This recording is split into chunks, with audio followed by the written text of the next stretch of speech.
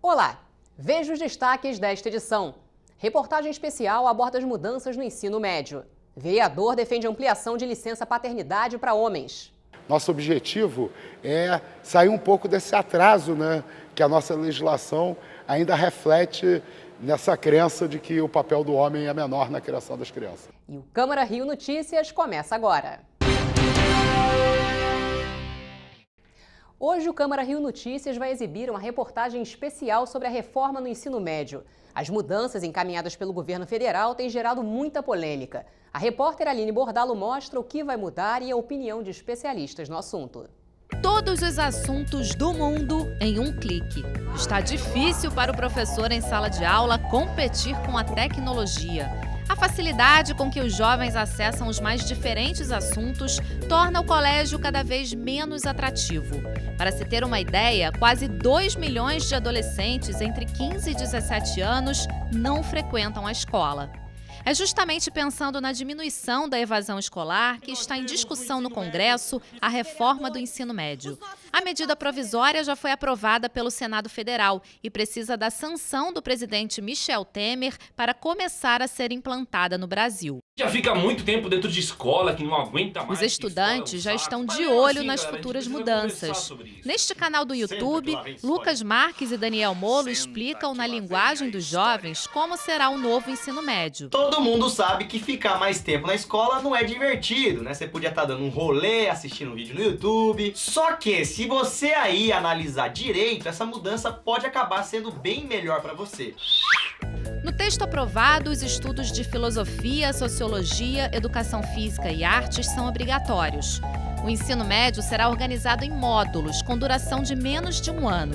60% da carga horária seguirá a Base Nacional Comum Curricular e os outros 40% serão dedicados às áreas de interesse do aluno. As 5 opções são linguagens, matemática, ciências humanas, ciências da natureza e ensino profissional. O vereador Rogério Rocal, presidente da Comissão de Educação e Cultura da Câmara, é contra a proposta apresentada. Para ele, os jovens não têm maturidade para definir seu futuro. Eu acho que a educação tem que ser discutida com quem faz educação. Essa medida provisória simplesmente colocou goela abaixo de toda a população, o que está errado.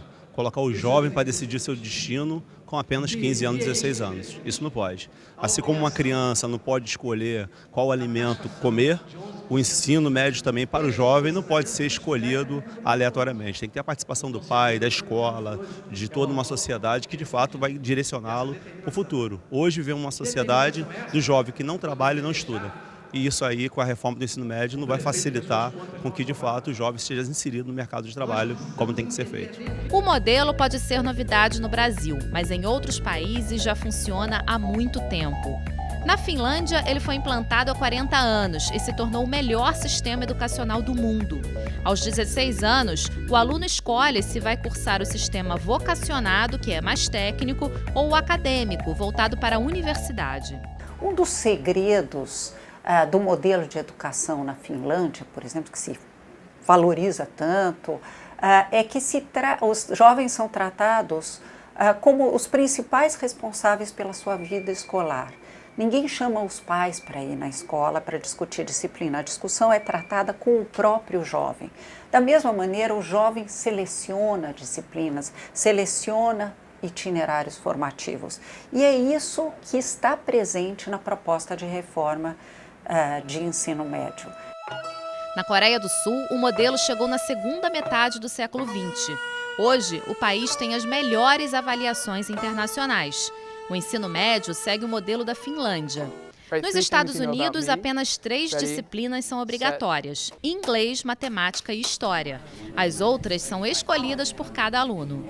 A pedagoga Márcia Taborda visitou uma escola em Portugal e ficou encantada. Ela foi recebida pelos próprios estudantes, que apresentaram a metodologia do colégio.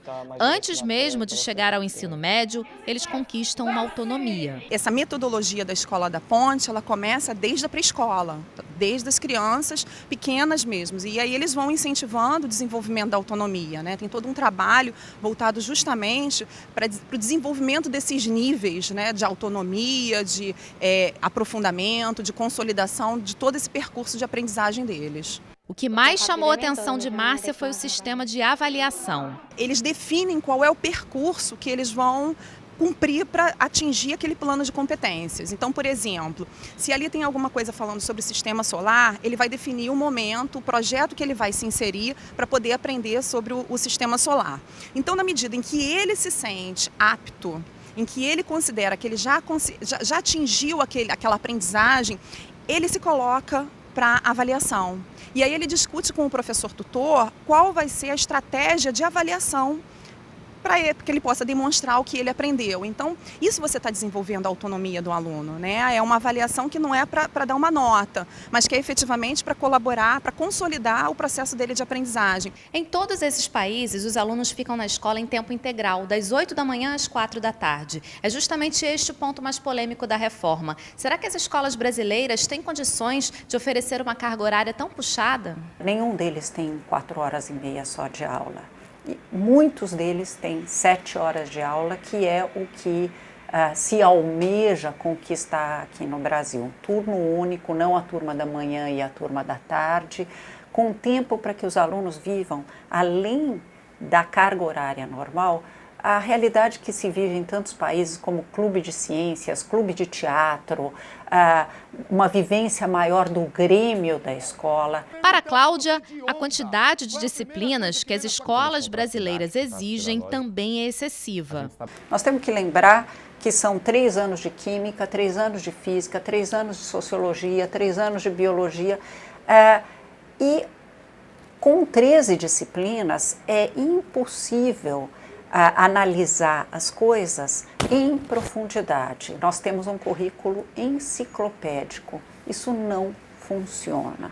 Mudanças profundas como esta sempre geram discussões. Se espelhar em modelos que dão certo pode ser um dos caminhos. Não dá para a gente clonar esses modelos e incorporar às escolas, né? Eu acho que o importante é que a gente conheça, que a gente tenha um repertório significativo de experiências que dão certo, experiências de sucesso, né? Inovadoras, em todos os sentidos. E não precisam ser experiências caras. Às vezes essas experiências extremamente simplórias, elas acabam sendo muito mais efetivas aqui ao nosso contexto. E eu acho que com isso a gente consegue realmente transformar. Eu acredito que vai diminuir a evasão escolar por 2 motivos.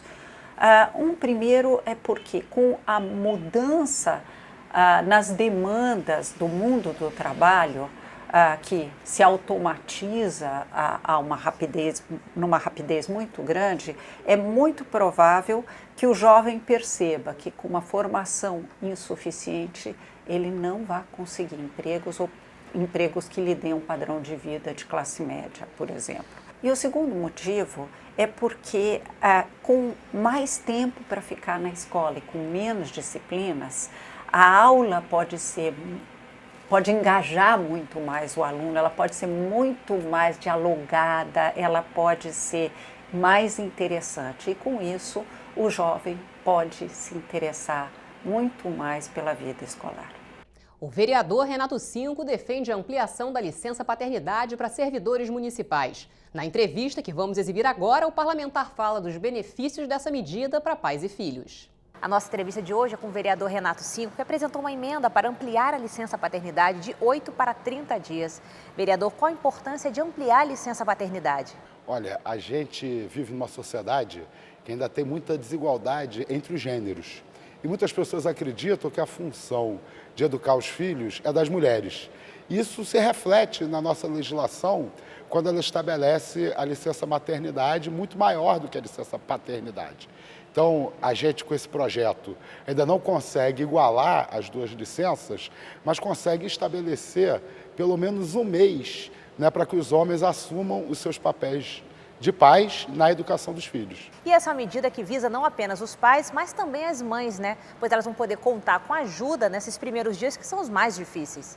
Não, exatamente, né? Nesse primeiro momento da maternidade é quando as mulheres estão muitas vezes sofrendo as consequências, inclusive, de cesarianas, né?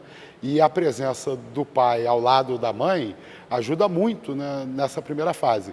Agora, a gente espera que isso seja apenas o início dessa mudança, né, para que a gente possa, ao longo do tempo, evoluir para legislações como a dos países europeus, por exemplo, né, que em alguns casos garantem até 18 meses de licença compartilhada entre o pai e a mãe. Né, o pai podendo tirar 9 meses, a mãe podendo tirar 9 meses. Né. Nosso objetivo é sair um pouco desse atraso, né, que a nossa legislação ainda reflete nessa crença de que o papel do homem é menor na criação das crianças. Caso seja aprovada, essa medida beneficiará apenas os servidores municipais. Como ampliar isso para todos os trabalhadores brasileiros? Olha, infelizmente, né, a gente só pode legislar sobre os servidores municipais. Mas esse debate ele também acontece no Congresso Nacional, né, já existe, inclusive, vários projetos, né, para ampliação da licença paternidade e é muito importante que a sociedade se mobilize para que o Congresso Nacional, né, amplie a licença paternidade também. Por que essa medida beneficia também os pais adotivos? Porque também no processo da adoção, os primeiros meses de convívio, né, entre a criança adotada e a família são fundamentais, né? E é importante que os pais também, pelo menos durante um mês, estejam, né, liberados para receber essas crianças. Vereador, quais são os próximos passos? Olha, é muito importante que a sociedade se mobilize para conquistar a ampliação da licença paternidade em todas as esferas, tanto para os trabalhadores do serviço público como os trabalhadores da iniciativa privada. Né? A luta pela igualdade de gênero passa pela compreensão da igualdade de papéis na criação dos filhos. Muito obrigada pela sua entrevista, foi um prazer. Eu que agradeço. Vamos agora às notícias desta terça-feira do Diário Oficial da Câmara. O plenário rejeitou o veto do prefeito a 2 projetos de lei. Um garante a limpeza nas escolas e o segundo determina a agilidade no atendimento das operadoras de telefonia. O vereador João Mendes Jesus elaborou o projeto de lei que proíbe cobrança de tarifa no boleto bancário em cobrança de aluguel. O vereador César Maia apresentou o projeto de lei que permite aos taxistas utilizarem adesivo como alternativa para a caracterização dos táxis convencionais do município. E o Câmara Rio Notícias fica por aqui. Até amanhã.